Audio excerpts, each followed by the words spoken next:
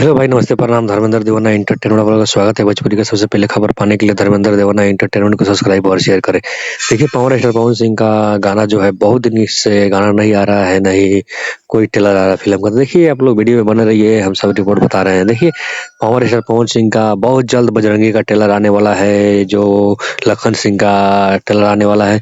और फिलहाल जो ये पोस्टर आप लोग दिख रहे हैं, ये फिलहाल देसी गाना का पावर स्टार पवन सिंह का ये पिक्चर है।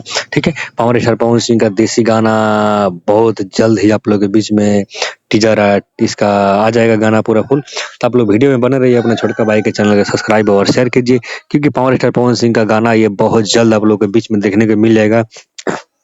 किसी वक्त टीजर या इसका गाना आ सकता है आप लोग के बीच में।